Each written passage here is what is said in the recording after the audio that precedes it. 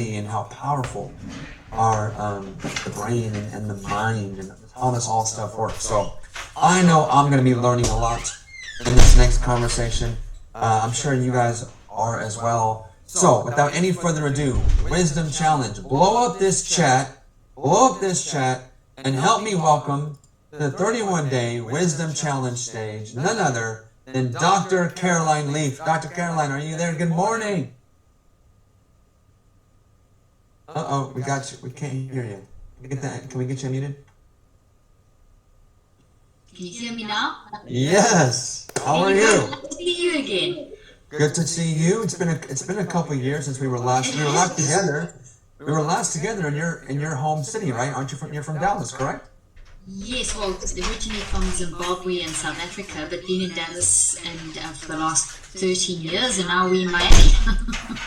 Oh, So beautiful. Beautiful. It's an it upgrade is. from the weather. We have, totally. Behind me, the blinds are closed, but if I open them, you'll just see the sea, which is just so beautiful. So Beautiful, beautiful. Well, hey, it's a joy to have you here. We thank so you. loved being with you a couple of years ago at our conference, and I was like, we can't do a wisdom challenge and not have Dr. Caroline Lee. Like, you're so brilliant. And so, Dr. Caroline, we're going to get into some stuff today, but why don't you just, there may be a handful of people that are not familiar with you and your work. You want to take a few minutes and just let us all know all that you're up to and what you've been doing all these years? Thank you, Pedro. Well, thank you. It's lovely to be back with you again. And basically, I'm a communication pathologist and cognitive neuroscientist, and I practice as a clinical neuroscientist for about 25 years. And I've been doing mind brain research clinical trials for nearly 38 years now. And my focus and area of research has been to understand what the mind is and what the brain is and the body and the relationship between the mind, brain, body, and how we can manage our minds. What does that even mean? And how does that managing of our mind impact our body and our brain? And then also, how does that play out into our life? So how do we, how does this whole thing fit together and we turn up this show up as humans? And how can we look at our mental health and manage that and change that? And neuroplasticity has been an area of my research, and so working with traumatic brain injury and learning disabilities, and just generally across the board helping people to manage their minds. And I still do clinical trials. I don't practice anymore. Now I travel the world teaching, writing books on this concept of the mind-brain-body connection. And I still do lots of clinical trials, busy with a huge study at the moment that we're doing over COVID, and another one at education. So very exciting stuff. Well, I can imagine. I know you were quite busy before this pandemic with your books and your travel and your research. I can only imagine. Can you just give us an update on really what the state of people's mental health, now that this thing has dragged on, kind of just talk about what you've seen as an expert in neuroscience, and what's happened as a result of just this kind of sustained shock and trauma to how we Well, live. it's definitely, we process life through our mind, and then our mind basically shows up in the brain and the body, and whatever we're going through is going to impact how the brain and the body function, and then it's a feedback loop. So a constant toxic pressure and fear is going to have a negative impact right down to the level of our DNA, which then affects us physically, and then that feeds back into the mind. So that constant pressure has created a lot of stress, obviously. There's been obviously a tripling of anxiety and depression, but I say that with caution, because depression and anxiety are not illnesses. Emotions are not illnesses. Emotions are responses, they're warning signals, they're telling us that something's going on. So over this time period, we've all been experiencing very normal reactions. So depression and anxiety, and from the isolation and the constant fear and the unknown, it's a very normal reaction to have an increase in anxiety and depression. What we haven't done very well globally is we haven't really helped people process that very well. It's just been one lot of information after another, and then so much controversy and so much fighting, and which is just just the wrong way of going about things. We're all in the same boat. We're all humans. We're all trying to survive this thing. So that hasn't helped. That's created a whole different set of parameters. That's put people under pressure. We haven't done that very well. We haven't helped people sort of process what they're going on. But we've also done a tremendous disservice to our children. Putting them, taking them out of a normal environment, and we had to do certain things while we try to understand things, but it has had an impact. But we have also, on the positive side, there has been a lot more deep thinking that's happened. The busyness of life changed, and it became a whole different way of looking at life, and that's always a good thing. No matter how scary change is, we all know it's a very good thing, and so it's forced us to reevaluate what we hold dear, how we look at things. I believe it's been a period where wisdom has increased because we see things differently, we value things differently. There's a total shift in that arena, and the kind of disruption that's happened in society across all age levels is going to shift in a good direction if we manage it properly. So that's really where I've been coming in very heavy with my research. We did a big trial of 35,000 people. We're busy analysing those results now, which we basically ran over COVID. It started just before COVID. We didn't know COVID was going to happen, but it's been running for this whole time, and we're busy with the analysis now. And it will be interesting to see that when you give people the ability to process the emotions, to say it's okay to be a mess, it's okay to be frustrated and angry, and to talk about these things, and then to move through that, and then to actually work towards what can I do about it, reconceptualizing. It's part of your story, this is life, but how do we manage this? When people have that approach versus, oh, this is terrible, and you're living in fear, or pushing down the emotions, or getting angry and not really dealing with it, that the comparison between those, and we're seeing that mind management, which is all related to wisdom, is essential in coping and undoing the damage. I'm actually currently, Pedro, busy writing a book for mental health in children. People have been asking for this for months, so I'm busy with the manuscript finishing off at the moment. And this is also very timely. We really have to help our children, adolescents, 18 to 24, well, basically 3 through 24, if you look at the research, have suffered the most over this pandemic, emotionally and mentally. So we have to jump in very quickly and help to process so that we can move into the next stage of life with a lot more wisdom and a lot more ability to process what we're going through. Yeah.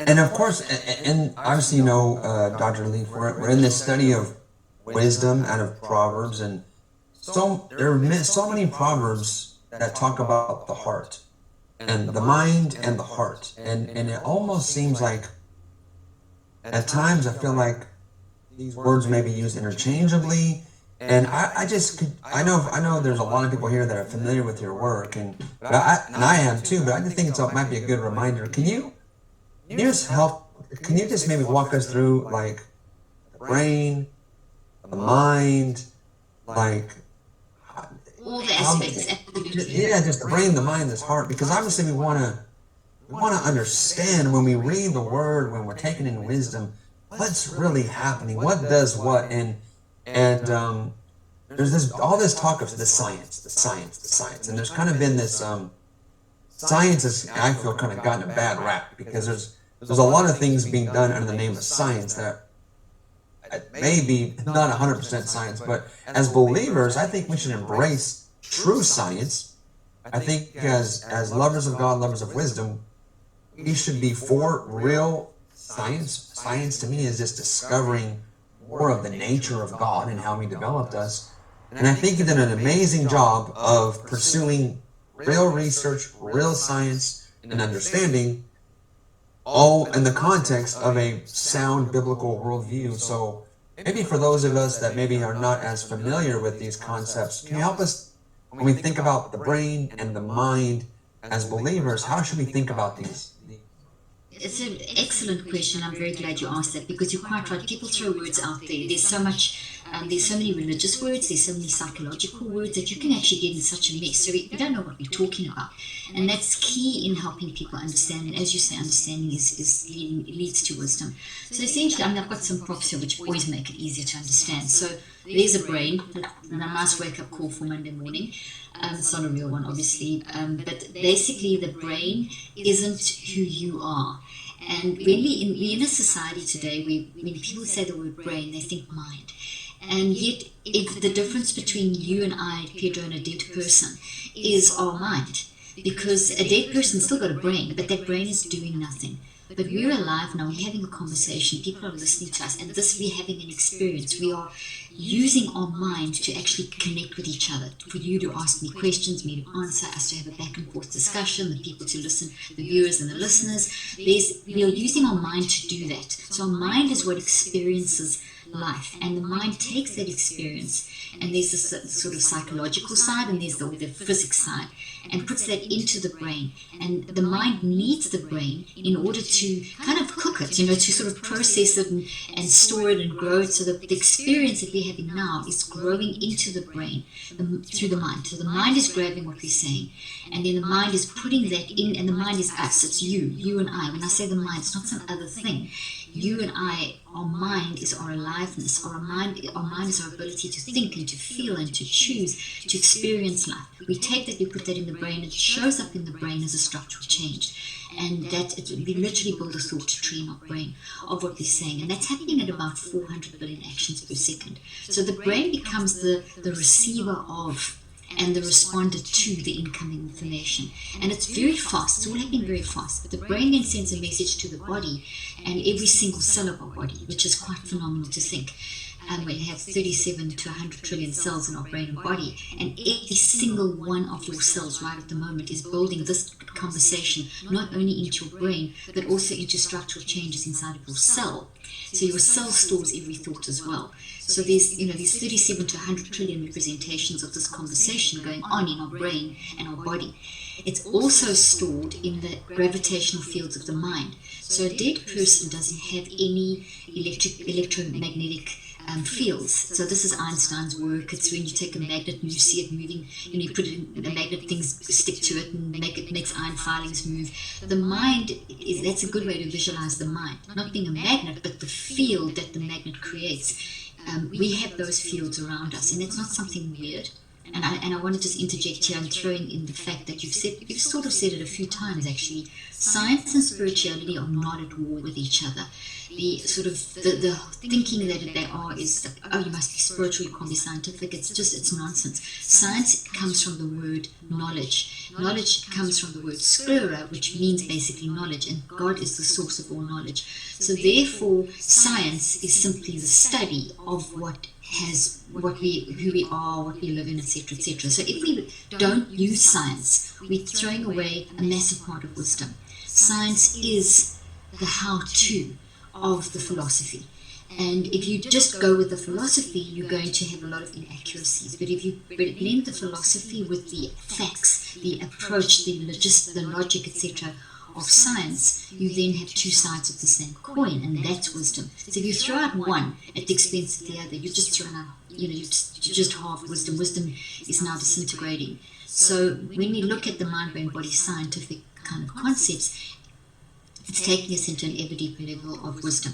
Okay, so mind is our aliveness, it's our ability to think, feel, choose. It is what, when you die, your mind literally disappears from the body, because the mind is the thing that's giving life to the brain and the body. People weigh less as they die because the mind literally moves out. The mind can be used collectively for the term spirit and soul. So if we want to use Christianese or religious words, spirit and soul is what would represent mind. And I say that because all the translations of the Bible have messed around with these words. So if you go back to the ancient texts and ancient philosophy, you will find mind and body as separate concepts but interacting. So it's not dualism in the sense of complete separation. It is the one needs the other, but they're two distinct different things. So mind is spirit and soul.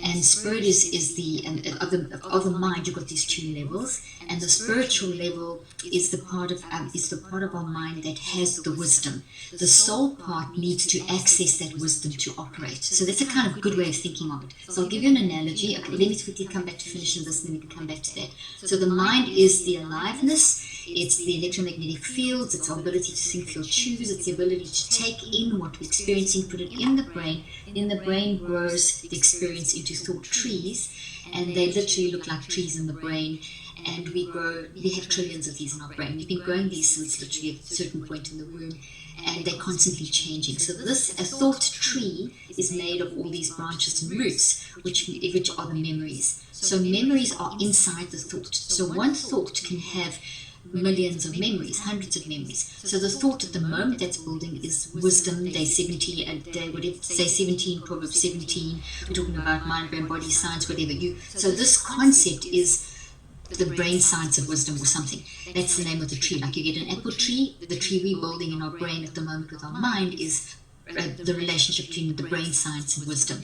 And then everything I'm saying and everything you're asking and all the concepts, those are growing into the root part of this. So there's a root inside of here. So as we take it into the brain and put the information in the brain, there's a response, a genetic response and a chemical response, an electromagnetic response, and we make proteins and we actually grow the information into a little root part. And immediately, as soon as the root grows, you grow a little tree trunk and you grow branches. And the branches are your interpretation of what you're hearing. So every single person listening is growing different shaped branches, but we've all got the same roots because you're all hearing the same thing, but everyone is interpreting it differently.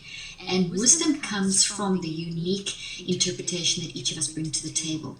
So when we really are tuning into our spiritual nature and using our mind, the soul part of our mind, to really tune to the wise mind, which is this, I talk about the wise mind being the spiritual part of man. And the soul is the messy part, because the messy part doesn't mean it's bad, not at all. It's a gift from God, every part that we have, but it's the part that enables us to think and feel and choose and experience and experiment and hypothesize. We're scientists at heart because we don't know what's coming up in the next moment. We don't know how we're going to manage anything. So everything is a bit of an experiment. So our messy mind is doing life, taking this information in and then consulting with the spiritual part of us. And the spiritual part of us is connected to the source of wisdom, which I like to talk about as Godness, because I think I think very often we put God in a box. So we try and bring God down to our level. And Godness is just such a huge concept to understand. God, love, etc. So the way I explain it is that we have this wise part of the wise part is the spiritual part, is connected to wisdom. We have to train the soul part, which is the messy part, to tune into the wise part, and that is a day-to-day constant capturing of thoughts and renewing the mind, etc. is that part. Now when that soul spirit interaction is happening, it's all being processed through the brain, because as humans we need our brain to make sense of the spirit soul connection that is trying to process the world. So the world, spirit, soul, brain, and then that relationship and the body, because the body also stores. All of that together then help us to process the world. So where do emotions fit in? Emotions are part of how we are in this of memories. So anything that we're experiencing, as I've said, builds into the brain as these thought trees made of memories. So the branches are the details of what we're saying. The emotions are the leaves. So it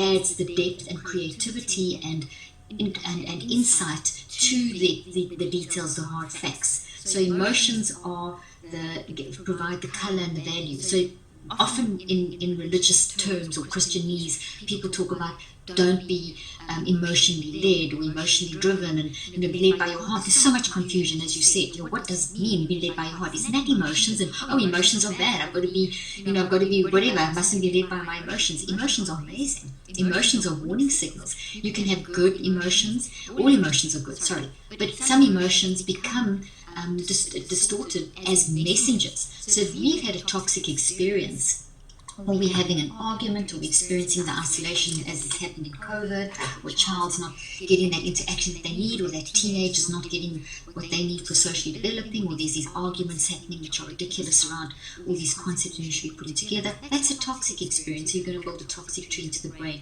So these emotions attached to this would be strong emotions. The leaves would be very like anger and frustration, and so these, if you get consumed by those versus a more positive, healthy type emotion on the green tree, these will grow your wisdom, grow your ability for your spirit and soul to connect and to work properly through your brain and your body.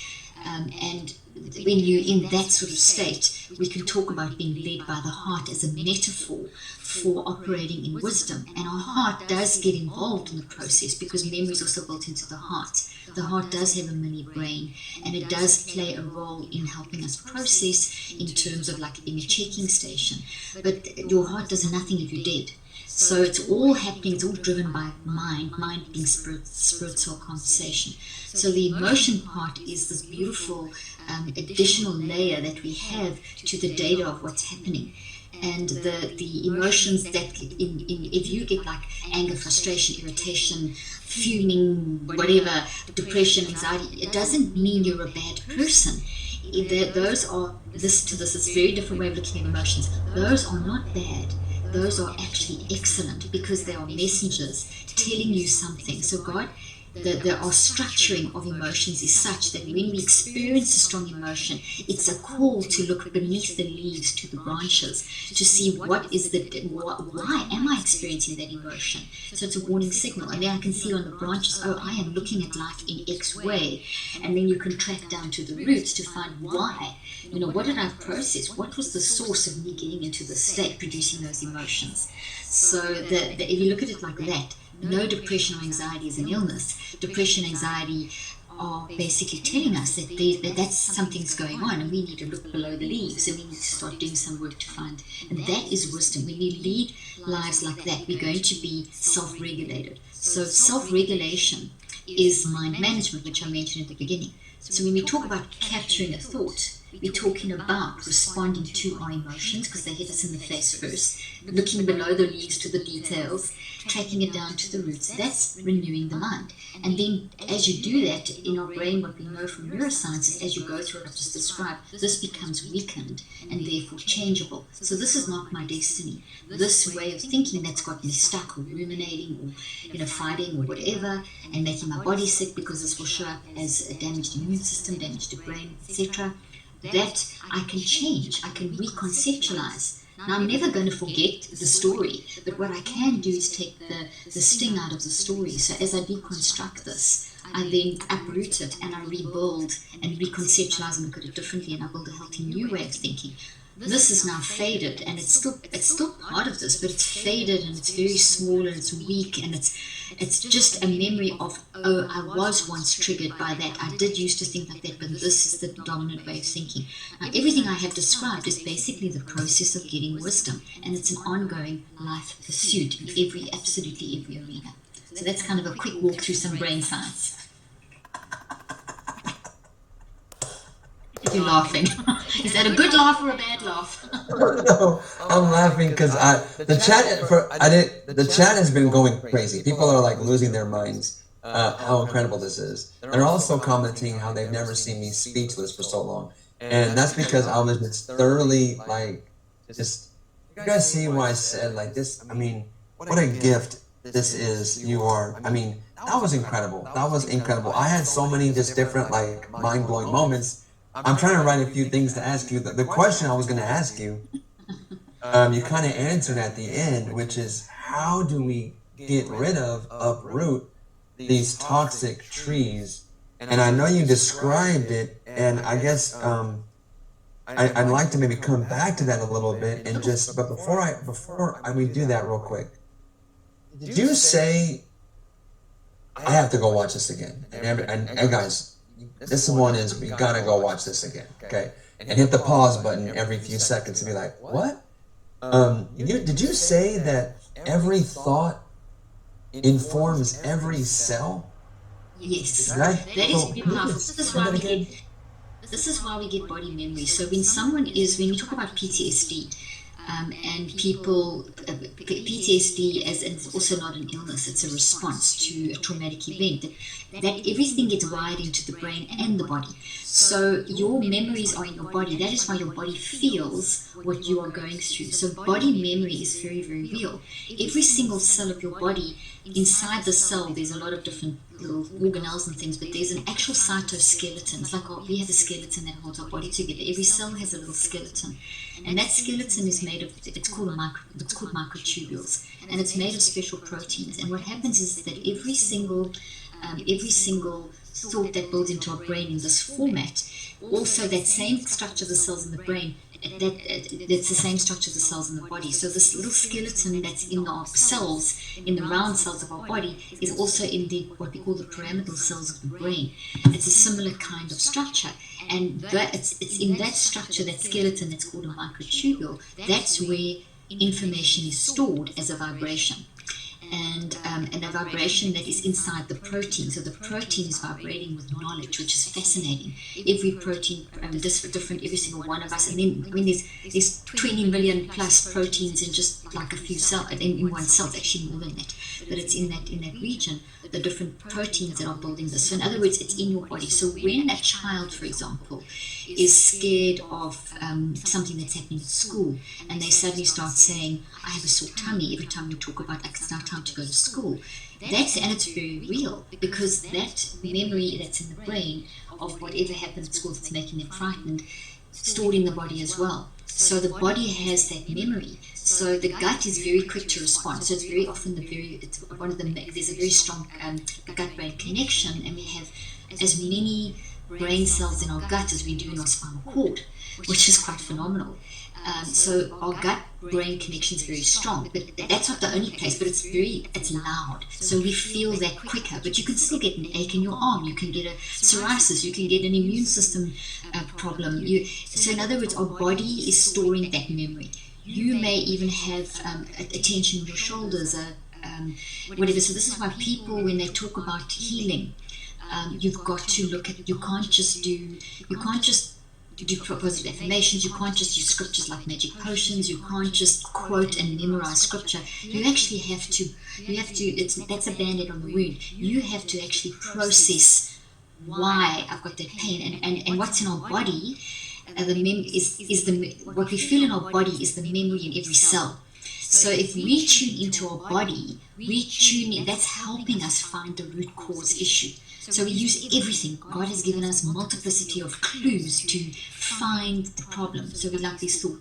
So we use the pain in our body, which is telling us, which is basically the cells of our body saying, hey, something's wrong, and they collectively come together, the heart cells, the lung, but whatever, and tell you. And then on top of that are emotions, on top of that are behaviors. So there's certain signals that wisdom is the ability to tune into the signals also from your body, and then move forward. So that's what, so every single cell of your body has all your DNA, all your information, chromosome information, plus the trillions of cells that you have ever built, which is mind-blowing to even try and conceive that. So 37 to 100 trillion memories in our body, versions of this thought, of this conversation is in your body now. So it's like, you think of it like that, it's phenomenal. So we have to tune into what we have. And that's kind of what really just jumped out. I mean, there's so much that that was, I don't know how long that was. Maybe that was 10 to 12 minutes. I don't think I've ever received like just straight, like that level of revelation, wisdom, understanding in that compressed time frame. I'm still trying to be like, oh my goodness, that was high concentrate. And that's why I was like literally just laughing, because I didn't know what else to do. It was incredible, and I got to watch this again. But what I heard, the loudest that you said, what jumped out to me, was this conversation is going into every cell of your body. Mm-hmm. And then that had me think about, I have to be careful about the conversations that I have. And what you're processing.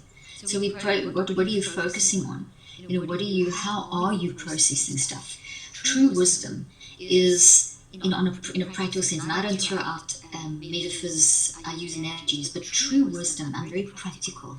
I have to be, because being a therapist and a clinical researcher, you have to be very practical. So true wisdom is monitoring every single response that I have all day long. So as you wake up, how are you responding? How are you waking up? Are you waking up complaining? That immediately is damaging your brain and impairing every part of your immune system, because every cell of your body is now going to respond to that, and you've got to stop that immediately.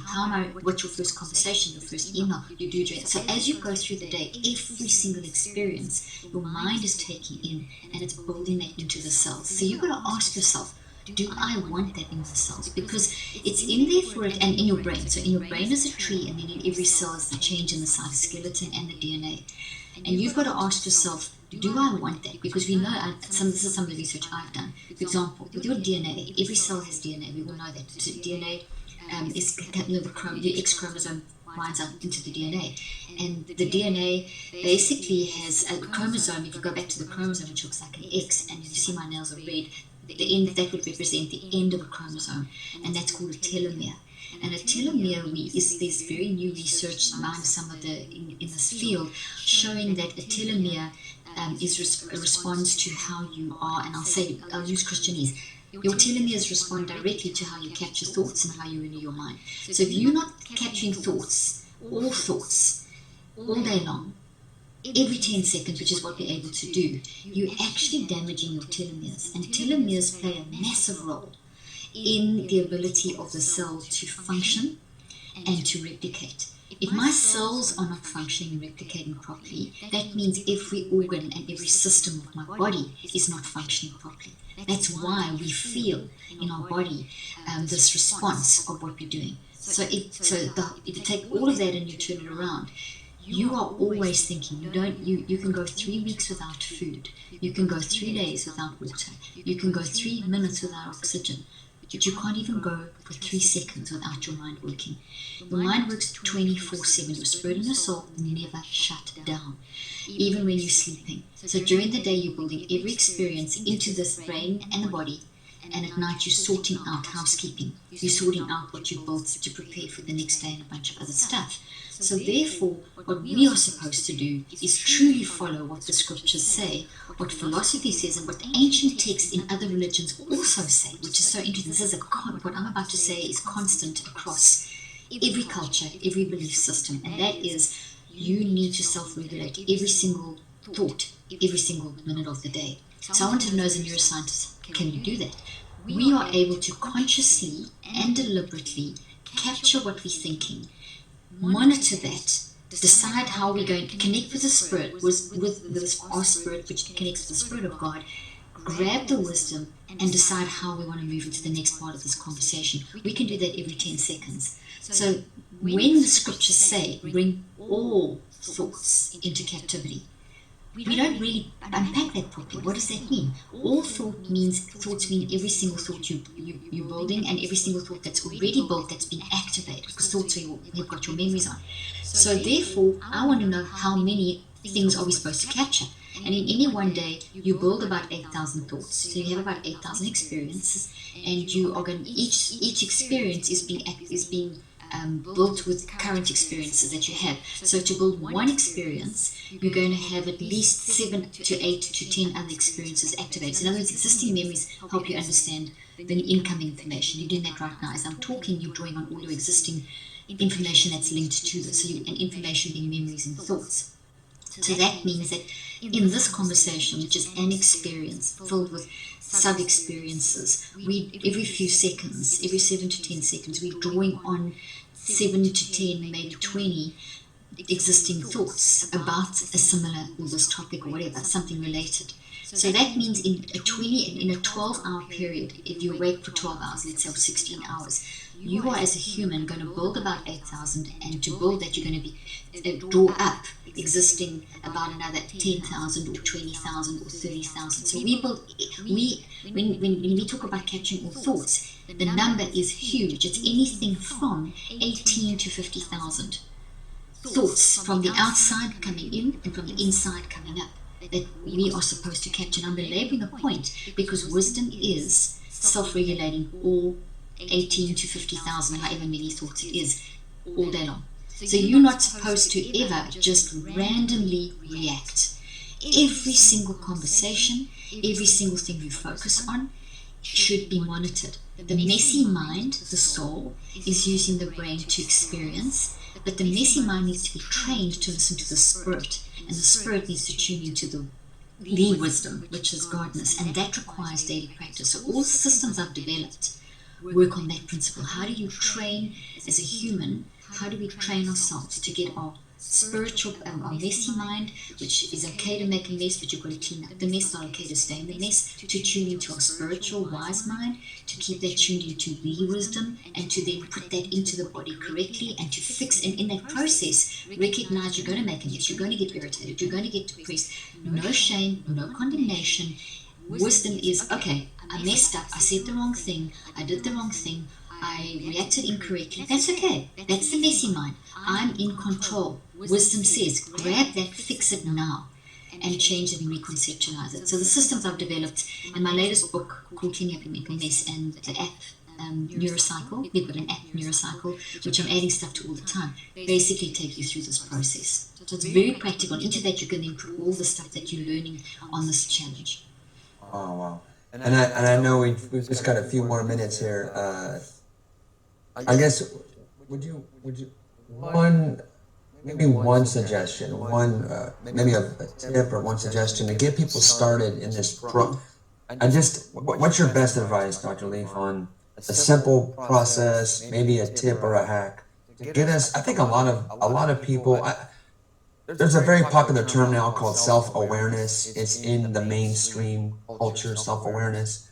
I think that's a very light version of what you're talking about, which is actually a habit, developing a new skill set and habit of actually taking thoughts captive as we are encouraged to. Just in the few minutes we've got left, I know you got a hard stop here in about 5 minutes. What is your best advice for how do we go about starting to? Well, that's an excellent question as well, Pedro. But self-awareness, as you say, is very popular, and so is meditation and mindfulness and that kind of thing. And they're great words, and they're the starting process. It's like going into a parking lot and you shine the light on. It's dark at night, but the light's on, so the floodlights on, you can see all the cars. This is a very commonly used analogy. What you want to do is, that awareness is great. I'm aware of all the cars, I'm aware of everything, but I also need to now hone into a particular car so I can actually see the details of that car and get in and drive away, or whatever I'm choosing car, whatever. So you've got to focus in on the spotlight onto that one car, so you'll hone in. So what we are seeing from the research, and I found this in my research too, awareness alone, self-awareness alone is actually quite dangerous, because you can increase, if you don't manage it, you have to be aware, and then you have to be very focused in your awareness, and then you have to go beyond that mindful awareness, and you actually have to process, deconstruct, and reconstruct. And that part most people don't talk about. Most people are very good at talking about, let's increase mindfulness. But what we see from the research, and I showed it in mine too, as I mentioned, is that your anxiety, depression, the emotions you feel, those big leaves, they will get worse. And if the bigger those leaves get, the harder it is to get behind and find the details in the branches. And we want to get to the branches because we want to chop them down and chop the trunk down and get the roots out and all that kind of thing to build a new tree. So we want to go beyond mindfulness. So awareness, if I'm just aware, and I'm looking at all these things going on in my life, that I don't manage them, I don't capture and renew them, I'm going to get worse. So I saw this with my patients, that they got, the ones that did, and in my clinical trials, the ones that were just aware, they were fine for a while, but within 5 to 6 to 7 days, they started getting bad. By the end of my study ran over cycles of 63 days, because that's how long it takes to actually wire in sustainable change, not 21. So habits form in 63 days. So what we found at the end of 63 days is those subjects that were in the control group that only worked on awareness, that didn't have any system of mind management, they got so bad, like 100% worse.